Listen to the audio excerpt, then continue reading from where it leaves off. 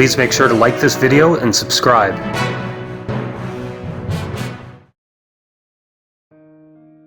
The Priestly Society of St. Pius X reiterates the serious reservations it had expressed during the beatification of Pope Paul VI on October the 19th, 2014.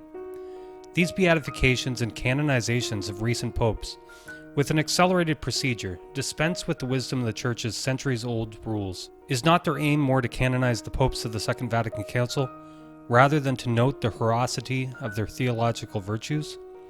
When one knows that the first duty of a pope, the successor of Peter, is to confirm his brethren in the faith, there is good reason to be perplexed. It is true, when Paul VI was responsible for the encyclical Humanae Vitae, which instructed and consoled Catholic families at a time when the most basic principles of marriage were under a bitter attack, he was also the author of the Credo of the People of God in 1968, by which he wanted to emphasize the articles of the Catholic faith challenged by the progressivism ambient, in particular in the scandalous Dutch Catechism of 1966. But Paul VI is also the Pope who saw Vatican II to its conclusion, thereby introducing in the Church a doctrinal liberalism, manifested especially in errors such as religious liberty, collegiality, and ecumenism. The result was an upheaval, which he himself admitted on December the 7th, 1968, when he said, "The Church is now confronted with uncertainty, self-criticism, one might almost say self-destruction, as if the Church were attacking herself." The following year he conceded, "In many areas the Council has not yet put us at peace. It has rather stirred up trouble and difficulties, which are useless for reinforcing the kingdom of God in the Church and in souls." He went so far as to give this dire warning on July the 29th, 1972. He said, "The smoke of Satan has entered the temple of God through some crack. Doubt, incertitude, dissension, worry, discontent, and conflict are plain to see."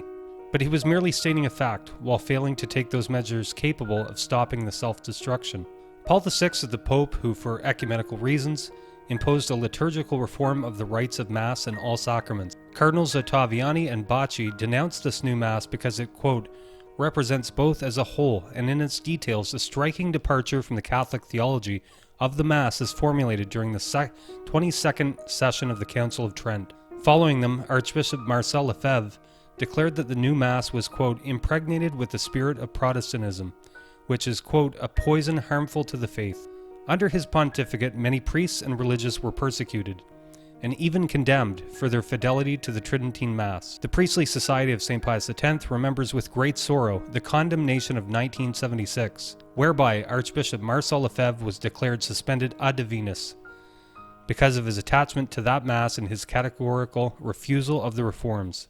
Only in 2007, when Pope Benedict XVI's motu proprio was issued, was it finally admitted that the Tridentine Mass had never been abrogated. Today, more than ever, the Priestly Society of St. Pius X renews its attachment to the Church's 2,000 years of tradition, convinced that this fidelity, far from being an outdated rigidness, provides the salutary remedy for the self-destruction of the Church. As the Superior General, Pagliarani, recently stated, "Our fondest wish is that the official Church will stop considering tradition as a burden or a set of outmoded old things, but rather as an only possible way to regenerate herself."